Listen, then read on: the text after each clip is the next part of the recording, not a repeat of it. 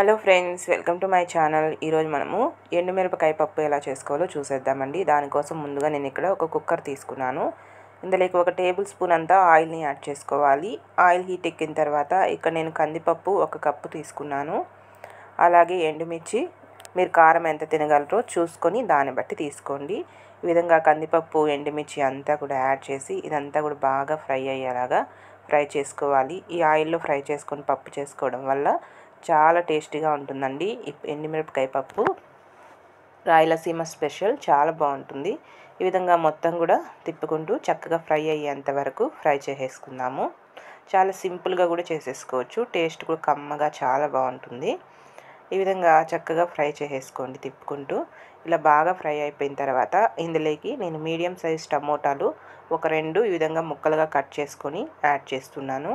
అలాగే తెల్లగడ్డపాయలు 4 లేదా 5 యాడ్ చేసుకోండి. అలాగే రుచికి సరిపడా రాళ్ళుప్పు కానీ సాల్ట్ కానీ యాడ్ చేసుకొని ఇదంతా కూడా ఒకసారి కలిపేసుకోవాలి. ఈ విధంగా ఇదంతా కూడా మిక్స్ అయ్యేలాగా ఒకసారి బాగా కలిపేసుకొని ఇప్పుడు ఇందులోకి మనం వాటర్ని యాడ్ చేసుకుందాము. ఇక్కడ నేను ఒక 2 గ్లాసుల వాటర్ని యాడ్ చేస్తున్నాను. మీకు పప్పు పలుచగా కావాలంటే కొద్దిగా ఎక్కువ యాడ్ చేసుకోండి, దగ్గరగా కావాలంటే తక్కువ యాడ్ చేసుకోండి.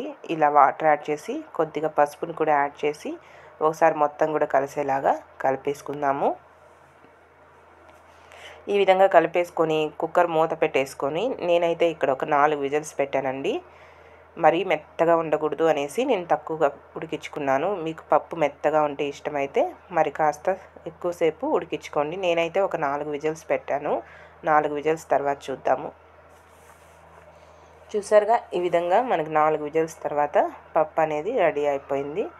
ఇప్పుడు దీన్ని పప్పు గుత్తి తీసుకొని మెదిపేసుకుందాము. నాకు పప్పు అనేది మరీ మెత్తగా ఉంటే ఇష్టం ఉండదండి, దానికోసమని తక్కువ ఉడికించాను. మీకు బాగా ఉడకాలంటే మరి కాసేపు ఉడికించుకోండి. ఈ విధంగా పప్పు అంతా కూడా బాగా మెదిగేటట్టు మెదిపేసుకోవాలి. ఇలా మెదిపేసుకొని ఇప్పుడు ఇందులోకి చింతపండు నానబెట్టుకున్నానండి. ఒక హాఫ్ చింతపండు, నిమ్మపండు సైజ్ అంత చింతపండు, దాన్ని వాటర్ని కూడా యాడ్ చేశాను. ఇప్పుడు దీనికి పోపు వేసుకుందాం. స్టవ్ మీద ప్యాన్ పెట్టుకొని 1½ టేబుల్ స్పూన్ వరకు ఆయిల్ యాడ్ చేసుకోండి. ఆయిల్ హీట్ ఎక్కిన తర్వాత ఆవాలు, జీలకర్ర కూడా యాడ్ చేశాను. ఇది కూడా కాస్త చిటపట్లాడిన తర్వాత ఒక మీడియం సైజ్ ఆనియన్ ఈ విధంగా ముక్కలుగా కట్ చేసుకొని యాడ్ చేశాను. అలాగే కరివేపాకు రెమ్మలు కూడా యాడ్ చేసి ఇదంతా కూడా బాగా ఫ్రై అయ్యేంత వరకు ఫ్రై చేసేసుకుందాము. ఇప్పుడు ఇందులోకి ఇంగువ నేను కొద్దిగా యాడ్ చేస్తున్నాను. ఇంగువ యాడ్ చేయడం వల్ల మంచి ఫ్లేవర్ అనేది వస్తుంది. ఈ విధంగా యాడ్ చేసి ఇదంతా బాగా ఫ్రై అయిన తర్వాత ఫైనల్గా కొద్దిగా కొత్తిమీర తరుగును కూడా యాడ్ చేసి ఒకసారి అంతా కూడా బాగా కలిపేసుకొని ఇప్పుడు మనం ముందుగా మిక్స్ చేసుకొని రెడీ చేసుకున్నాం కదా పప్పు, ఈ పప్పు మొత్తం కూడా ఇందులో యాడ్ చేసి ఒకసారి బాగా కలిపేసుకొని మీకు సాల్ట్ ఏమైనా తగ్గిందనిపిస్తే చూసుకొని కొద్దిగా సాల్ట్ ఏమైనా తగ్గితే యాడ్ చేసుకొని సర్వ్ చేసుకుంటే ఎంతో టేస్టీ ఎండుమిరపకాయల పప్పు రెడీ అండి. Okay friends, bye.